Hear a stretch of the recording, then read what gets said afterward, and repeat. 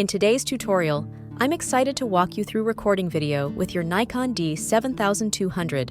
Locate the live view lever on the back of your camera near the mode dial. Move it to open the monitor and enter live view mode. While in live view, press the L8 button to switch between still photography and video mode. Confirm that the camera icon on the screen changes to a video camera icon. Half-press the shutter button to focus on your subject. You can also switch to manual focus using the switch on your lens if preferred. Press the red record button located next to the shutter button to start recording your video. The red dot on the screen indicates that recording is underway.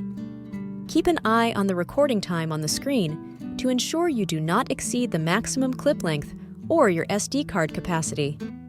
Press the red record button again to stop recording. The camera will save the video to your SD card. Play back your video by pressing the playback button and selecting your video file.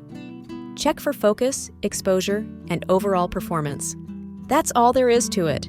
You're now ready to record video with your Nikon D7200.